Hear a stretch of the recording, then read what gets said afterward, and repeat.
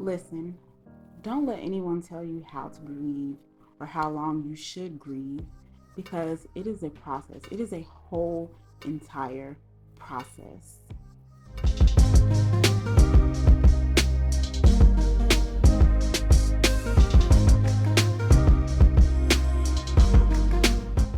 Hey everyone, and welcome back to my channel. This is Curvi Yogi. I am Jakita, and today is the first episode of Self Care Sunday for 2020. It is a new year, new decade, and this year has started out in a very interesting way. So today I wanted to kind of talk about loss and grief and how to grieve properly.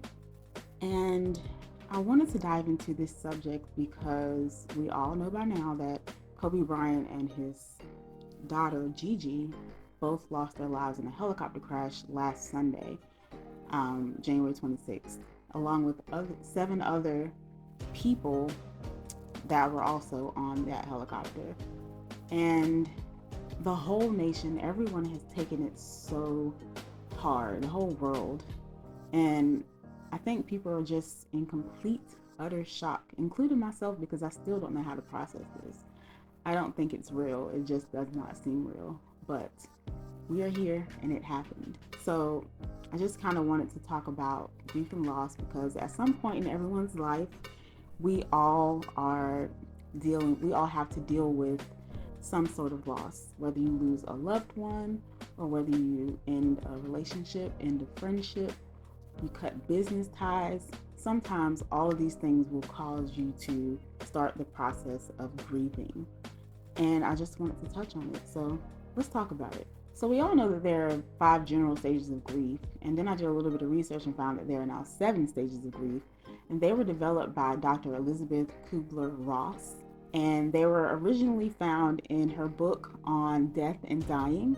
And I think she later on added 2 more stages. So the 7 stages of grief in order are shock, denial, anger, bargaining, depression, testing, and acceptance. So number 1 is shock.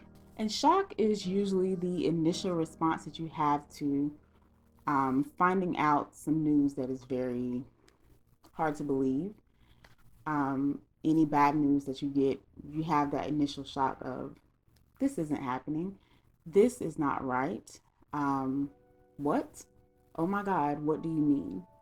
Things like that. It's always going to be an initial shock when you hear some very unbelievable news. Number 2 is denial. And denial usually immediately follows shock. So instead of thinking, what? Now you're thinking, this isn't right. This can't be happening. You don't know what you're talking about. They're still alive. They're going to call me in a minute. They're coming in a minute. That person will be here. You're doing whatever you can to suppress your feelings or suppress the actual situation and make it seem like it's not real. And from my personal experience, I find that shock and denial are present, especially in the sense of death or losing a loved one. Shock and denial are present until the actual funeral and I actually have to see that person in a casket. That's when it feels real to me. Otherwise, I'm just still kind of in a state of shock. So number 3 is anger. And anger usually immediately follows denial and shock. So anger is when the denial starts to wear off. You're actually starting to realize that this is real. And then you start to think about it and you're like, this isn't fair. Why is this happening? Why is this happening to me? Why did this happen to them? And you just you're starting to actually feel the emotions that you tried to suppress earlier. So number 4 is bargaining. And bargaining, I think, applies to someone who is facing death or who is trying not to believe a situation that is going to happen.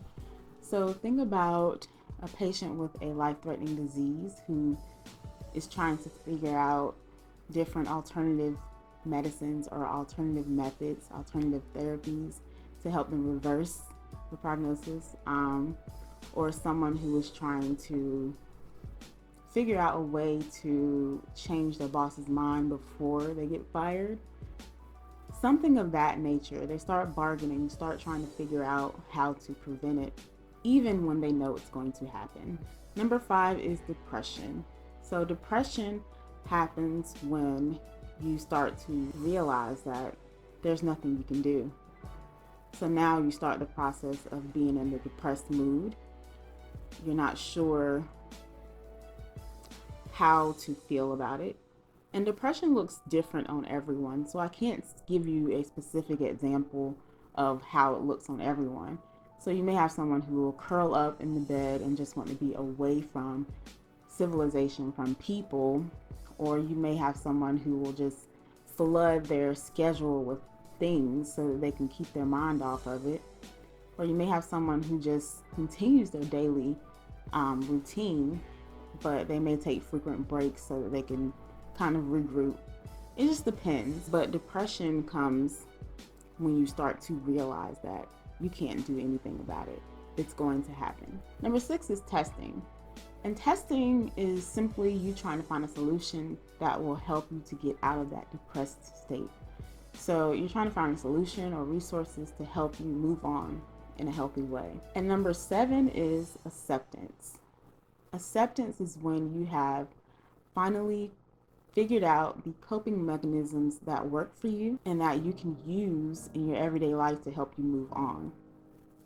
Or maybe I should say to help you live with whatever that situation is. So if you lost a loved one, you found something that will help you move on and help you not get into a depressed state thinking about them. You've found something that will help you to move on to another job, move on to another friendship, move on to another relationship. You've done the testing that you needed to do, and you finally come to that conclusion. So now you finally accepting that the situation is real, it has happened, or it is happening, and you can properly move on from it. Now, acceptance is an ongoing stage, and I think we have a lot of people that try to tell you that you should be over something in a certain period of time, which is completely not true. When you're dealing with loss and grief, sometimes you'll deal with having things that trigger you to think about the situation again. So you may have dates that come up that remind you of a situation. You may have people that come up that remind you of a situation. You may have things that you see that remind you of situations, and then you have to start this process all over again. You have to figure out what coping mechanism works to help you get back on track and help you not to fall back into a depressive state. So that proves that there is no time period for grief. It is ongoing. So when you lose someone, you will always have to figure out how to keep moving on, because there will always be constant reminders of them in everything that you do. So let's move on to how you can deal with loss, or how to grieve properly. Number 1 is to allow yourself the time and space to actually grieve. So in terms of losing a loved one, sometimes you have to deal with business. You have to figure out funeral arrangements. You have to tell the family, all of these things, and you don't have the time to actually grieve in that moment. But when you get the time, take some time to yourself, away from everyone. Just take some time to cry, grieve, or maybe you just sit in silence. Maybe you sleep, whatever it is that you need. Take that time to do it before you dive back into your regular routine. This will help you to release those emotions that keep building up so that they won't burst, or so you won't burst with emotion in the wrong moments. And listen, don't let anyone tell you how long you should grieve or how you should grieve, because I see a lot of people that try to tell people that they should be over something by now, or they shouldn't be as pressed about it. But grief is a process. It is a whole entire process. And number 2 is to seek help from your support system. Or if you want third-party help, seek help from a therapist. So it's okay for you to allow yourself to feel in those moments and to actually grieve. But we all know that realistically, we have to get back to our lives. We have to live our lives. We have to go to work. We have to make a living. We have to go to school. We have to do everything after something happens. Life still goes on. So for that, that's what I mean by seek help. Seek help from your support system. Seek help from people that actually want to help you, and that will help you to hold yourself accountable to dealing with the situation in a healthy way. So maybe you find from your support system, find someone that you can call whenever you feel triggers that remind you of the situation. Find someone that you can talk to for 5 or 10 minutes, and then you can go back to your daily schedule. Or you can find a therapist that will also help you to find coping mechanisms that work for you, and specifically for you. Someone who is trained in doing that and who can give you the best advice without being attached to the situation. Just know that support is everything. So those are the things that I use in my grieving process. So that brings us to our question today. How do you deal with the loss of a loved one, of a relationship, of a friendship, or any loss in your life? How do you take time to grieve for yourself? Let me know down in the comments. So just to reiterate, we know that there are 7 stages of grief. You have shock, denial, anger, bargaining, depression, testing, and acceptance. And then to deal with that grief or the loss, you have to allow yourself the time and space to grieve properly. And you should seek help from your support system or from a therapist. So that wraps up our first episode of Self-Care Sunday for 2020. And remember, I am always sending love and light your way, and I hope that you catch some of these positive vibes today, and I will see you guys in my next video.